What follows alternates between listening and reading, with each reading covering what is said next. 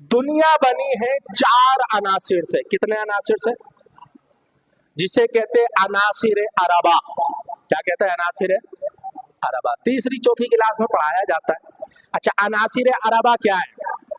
आग, मिट्टी, पानी और हवा। ये 4 अनासिर पर दुनिया कायम की गई है। हजरत उमर रदी अल्लाह ताला अन्हु की शख्सियत वो है कि आपकी हुकूमत इस अरबा अनासिर पर भी चलती थी। कैसे? मिस्र फतह हुआ, हजरत अमर बिन आस रदी अल्लाह ताला अन्हु को वहां का गवर्नर बनाया गया। आप मिस्र में गवर्नर बने। वहां चलता है दरियाए नील। क्या चलता है?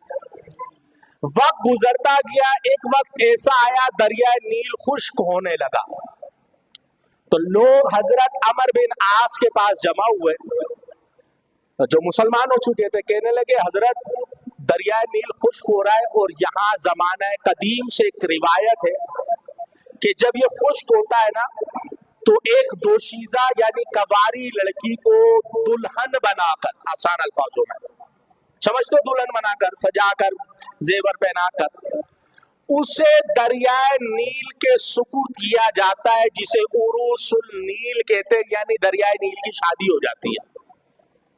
अच्छा, हजरत अमर बिन आस ने कहा फिर क्या? उस लड़की को दरिया में डाल देते, दरिया की मौजें बहा के ले जाती हैं, फिर जब इसकी हम शादी कर देते, दरियाए नील दोबारा बहना शुरू हो जाता है, रुकता नहीं है। और अगर हम ये अमल ना करें तो दरियाए नील बंद हो जाए।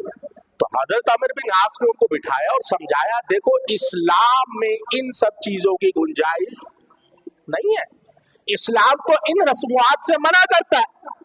अब आपने जब उनको समझा दिया, तो जो लोग, मिस्र पूरा एरिया था, वहाँ गैर मुस्लिम भी थे, नए मुसलमान भी थे, तो लोग मिस्र छोड़कर जाने की तैयारी करने लगे। चूंकि पानी नहीं होगा तो क्या करेंगे? तो हजरत अमर बिन आस ने खलीफा इस्लाम हजरत उमर फारूक को खत लिखा कि हुजूर यहाँ तो ये मसाइल बन पड़े और मैंने तो मना कर दिया कि इस्लाम ऐसी चीजों की इजाजत देता नहीं है। हजरत उमर ने खत का जवाब लिखा, कहा अमर तुमने बिल्कुल ठीक किया, इस्लाम तो इन रस्मुआत को मिटाने आया है। फिर आपने खत और लिखा और उस खत पे लिखा कि अमर ये जब खत तुम्हारे पास पहुंचे तो इसको दरिया नील के सुपुर्द कर देना।